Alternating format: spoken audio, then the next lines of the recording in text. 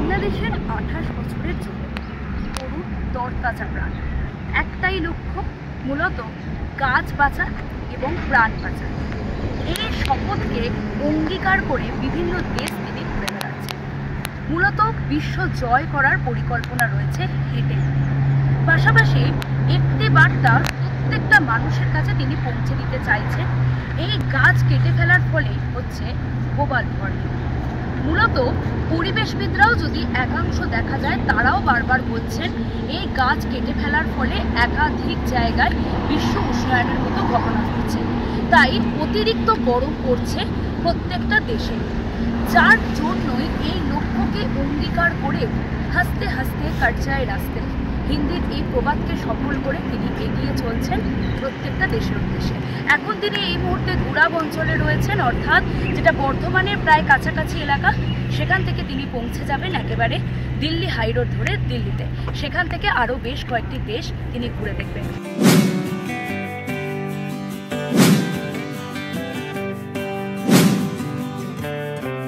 আমি 22 মার্চ বাংলাদেশ জাতীয় সংসদ ভবনের সামনে থেকে যাত্রা শুরু করি। আমার এইবারের বিশ্ব ভ্রমণে বের হয়েছি আমি এটাই।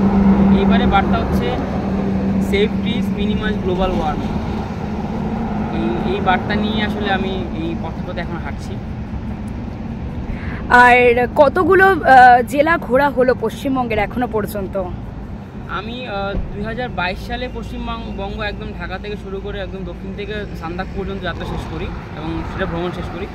এবার আমি হচ্ছে ঢাকা থেকে শুরু করে এখন কলকাতা হয়ে এখন এই বর্ধমানের আগে গুড়াব জায়গাটাতে আছি।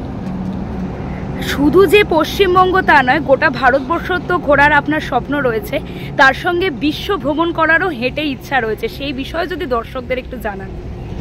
আসলে ভারতবর্ষ ভ্রমণ করার অনেক ইচ্ছা ছিল, মানে পুরোটা একদম। তো সেই ক্ষেত্রে পুরো পশ্চিমবাংলাটাই আমার ঘোরা হয়েছে এবং এখন হচ্ছে ঠিক কলকাতা থেকে দিল্লি পর্যন্ত, ঢাকা থেকে দিল্লি পর্যন্ত যাওয়ার একটা পরিকল্পনা নিয়ে আগাচ্ছি। তারপরে দিল্লি থেকে আমি হয়তো অন্য কোনো দেশে চলে যাব। এবার পরবর্তী সময় হয়তো কখনো আবার ভারতবর্ষ ঘোরা হবে, কারণ ভারতবর্ষ অবশ্যই ঘুরতে হবে। মানে এখন আপনার দিল্লি যাচ্ছেন? হ্যাঁ, দিল্লি থেকে তখন আমি অন্য দেশে চলে যাব। আর কটা দেশ ঘোরার আপনার ইচ্ছা রয়েছে এখনো অবধি? আমি বাংলাদেশ থেকে 193টা দেশ ভ্রমণের উদ্দেশ্যে যাত্রা করেছি। এখন বাকিটা পড়ালা ভালো জানে কতটুকু যেতে পারবো। ঢাকার কোথা থেকে যাত্রা শুরু হয়েছিল? জাতীয় সংসদ ভবনের সামনে থেকে। আর যদি বলা যায় যে আপনি এই যে একদম ফিট অ্যান্ড ফাইন বলা যেতে পারে, সেটা কিভাবে নিজেকে রাখছেন? তীব্র তাপপ্রবাহ চলছে এই মুহূর্তে, শুধু যে পশ্চিমবঙ্গ তা নয়, দিল্লিতে আপনি যাবেন বলছেন, সেখানেও তীব্র তাপপ্রবাহ। কিভাবে নিজেকে সুস্থ রাখছেন? আসলে সুস্থ আলহামদুলিল্লাহ সব কিছু মিলিয়ে এখন পর্যন্ত সুস্থ আছি। কারণ হচ্ছে এর আগেও আমি অনেক প্র্যাকটিস করেছি এবং প্রায় 8 বছর যাবত আমি হাইকিংয়ের সাথে জড়িত বিভিন্ন সময়ে।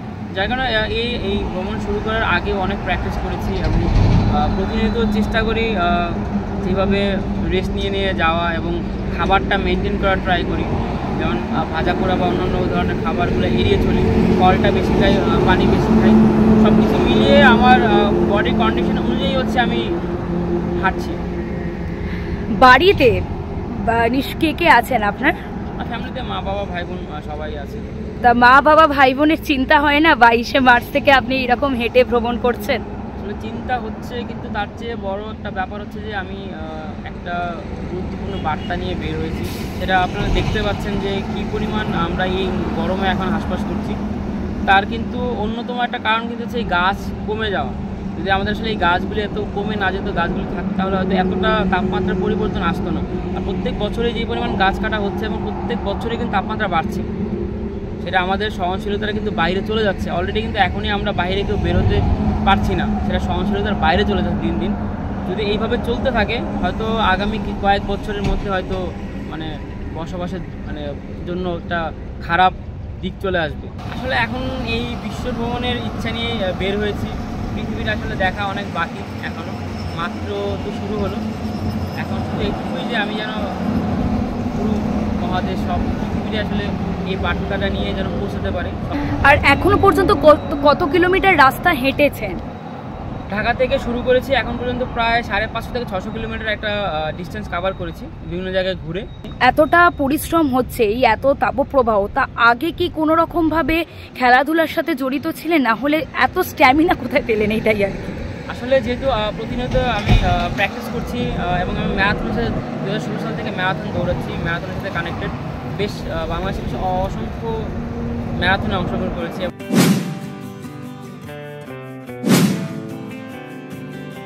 আমার এবারের মেসেজটা হচ্ছে save breath minimize global warming.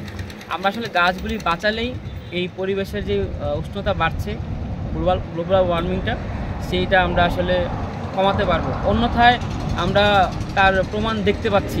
সব মিলিয়ে এই সময় ডিজিটালের জন্য 28 বছরের এই তরুণ তরতাজা বাংলাদেশের যুবকের প্রতি রইল অনেক শুভকামনা। এই সময় ডিজিটালের জন্য শুভকামনা।